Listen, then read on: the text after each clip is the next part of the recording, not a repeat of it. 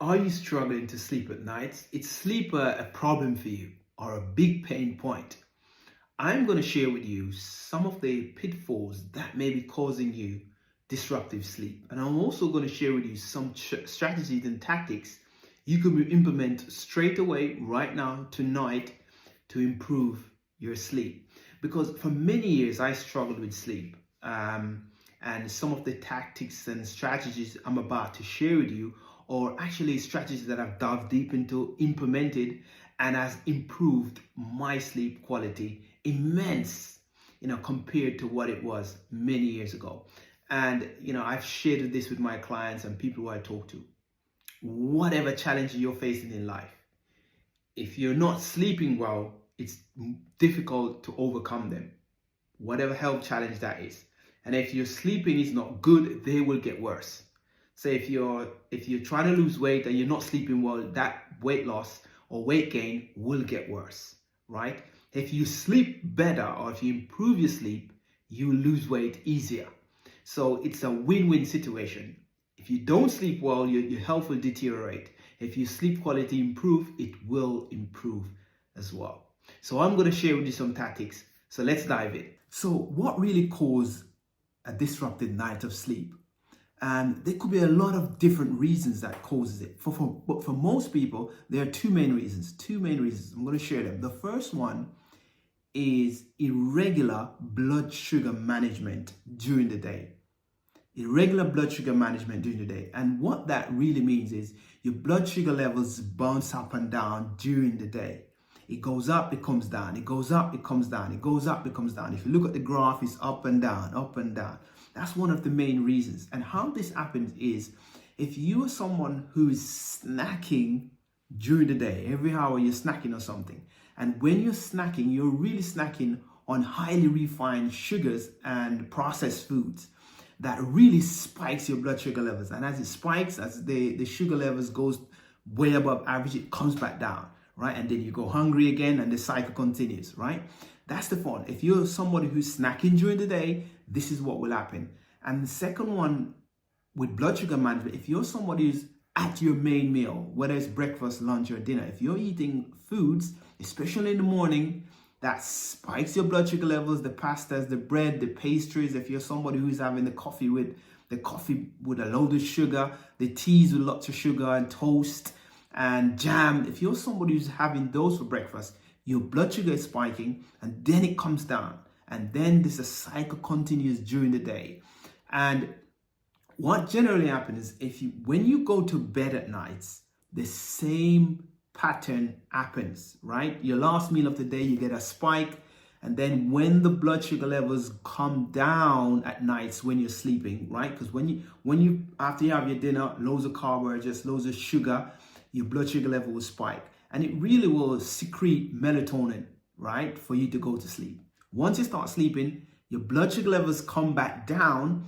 Your body senses that your blood sugar has gone below baseline. What it does, cortisol kicks in and it tells your liver to pump stored glycogen because your blood sugar levels is too low.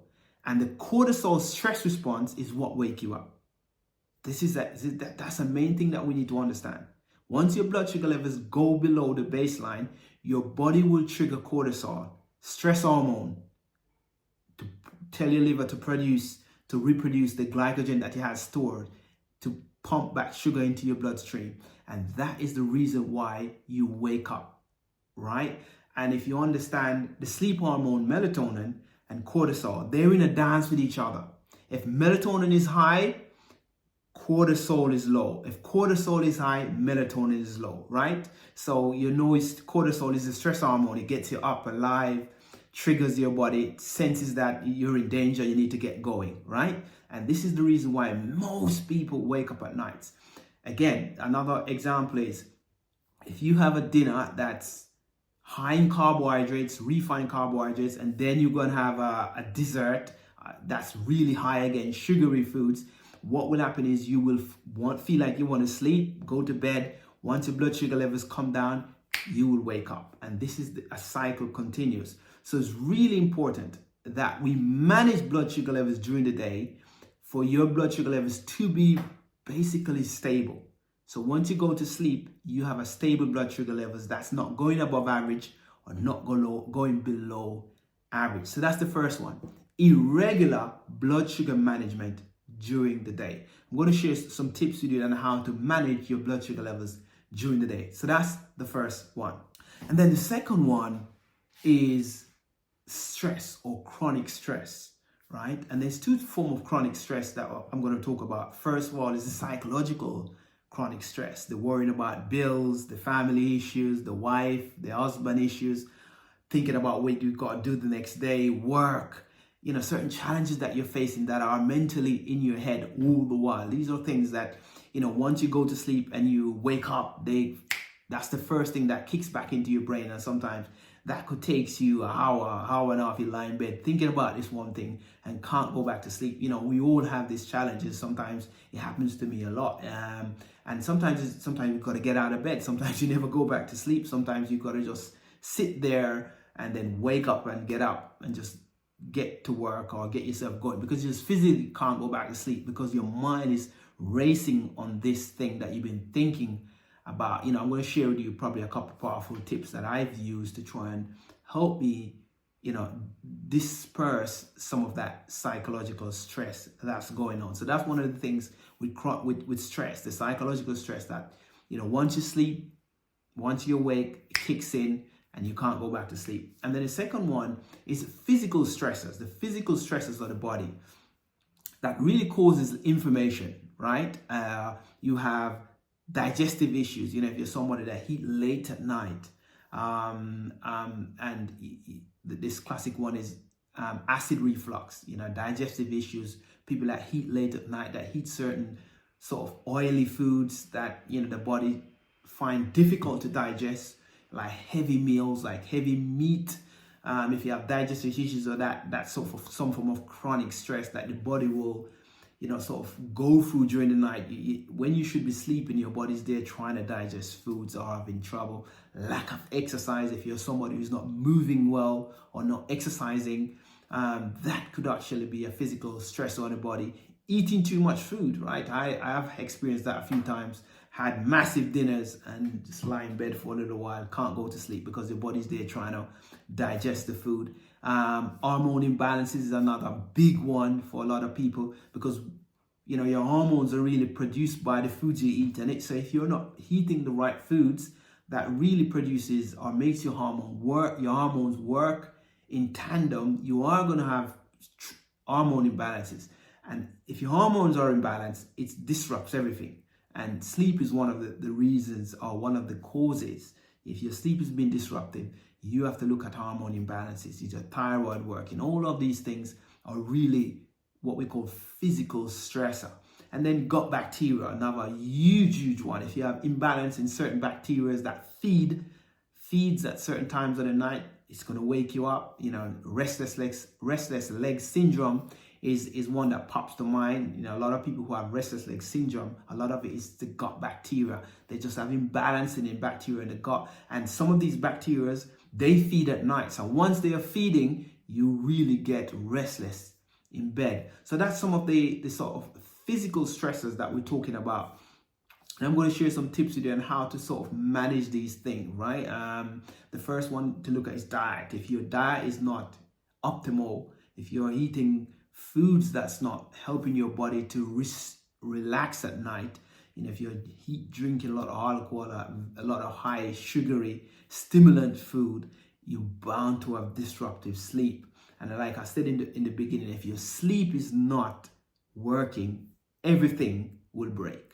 Unfortunately, if you're not somebody who's not sleeping well, everything else just a downstream from there. So those are the two sort of chronic stressors that we're facing with. The first one, psychological, and then one, physical stressors. Those are the two main stressors that really disrupt sleep. So now I'm going to dive into some tactics of how to improve your sleep. If you're struggling with sleep, improve these things, implement these things, and immediately you should see some improvement in your sleep. Before we go into the tips that I'm sharing with you, there's one key thing that I want to share with you. That everything you do from the minute you wake out of bed until the minute you go back to bed will impact the way you sleep. I'm just going to quickly repeat. Everything you do from the minute you wake out of bed until you go back to bed will impact the quality of sleep for better or for worse. So just think about that concept, because that one concept, if you think about it and apply that one concept, it will change, or it will improve the quality of sleep that you have. The first tactic is having a scheduled time that you go to bed and you wake up. And this is a huge one for most people, right?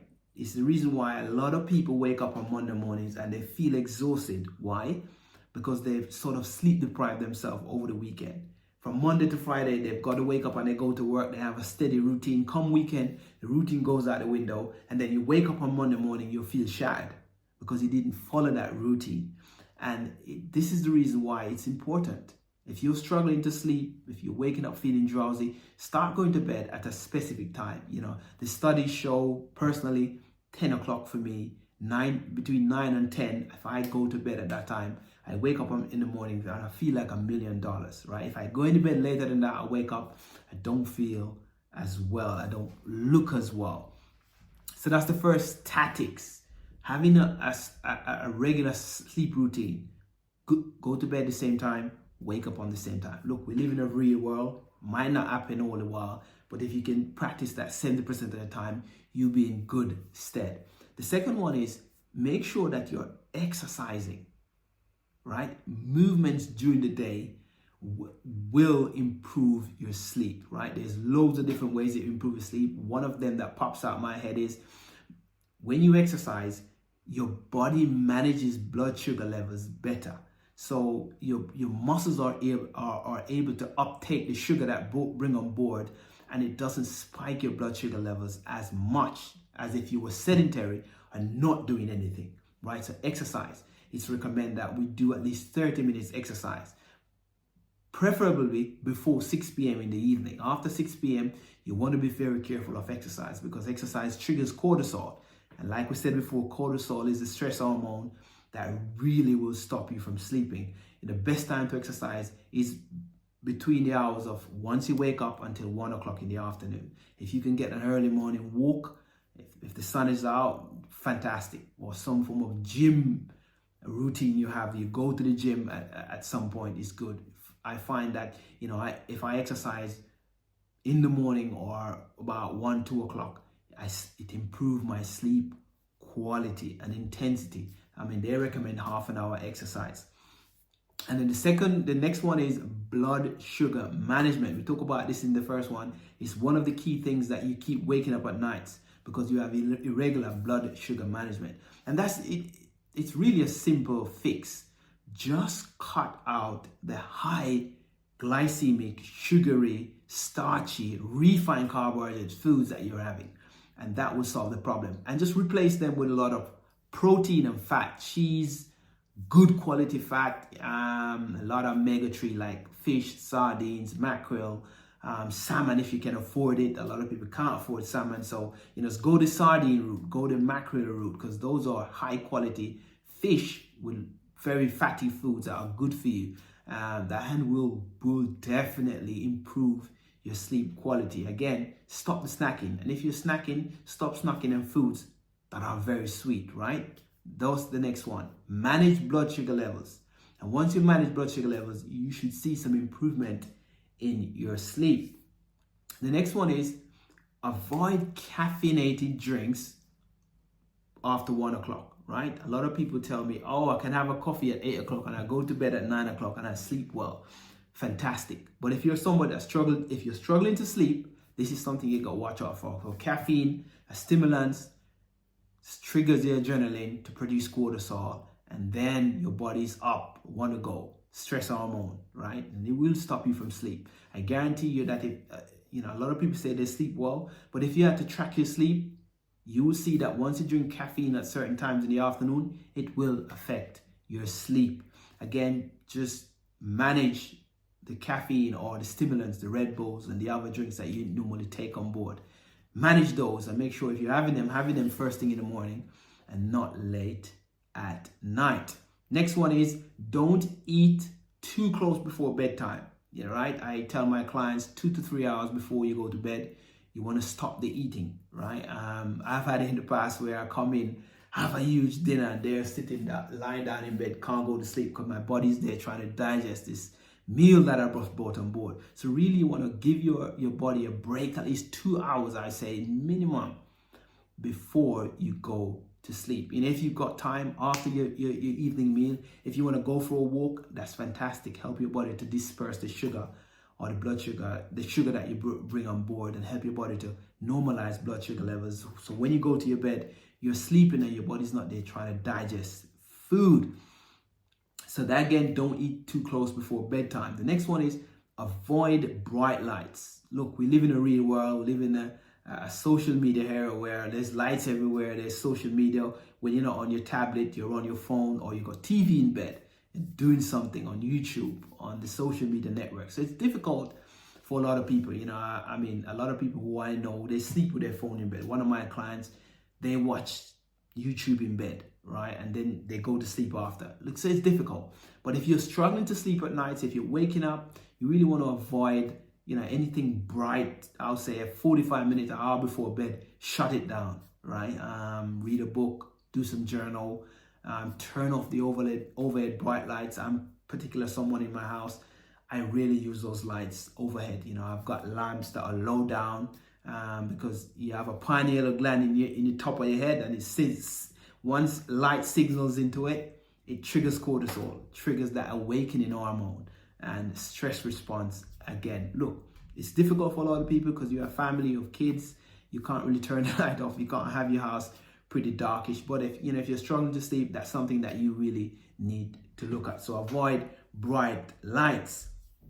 And then the next one is avoid alcohol. This is a difficult one for most people. A lot of people love to have their drink before they go to bed. I always recommend, 4 hours, 3 to 4 hours before bed, cut the alcohol out, because, studies have shown that even though a lot of people believe that alcohol let them fall asleep, it's not really, you're falling asleep, but you're not really having restorative sleep. This is why a lot of people tell you, look, I slept all night, but when I wake up, I feel drowsy, because you just didn't have restorative sleep. So the alcohol is really like it's tricking your body to relax, but it's not really relaxing. Once the alcohol once the alcohol is really dissolved, or the body gets rid of most of it, you will wake up and trigger that cortisol response again. So again, 2 to 3 hours, 3 to 4 hours before bed, cut the alcohol out. I know it's difficult, everybody want to have a drink, but if you're struggling to sleep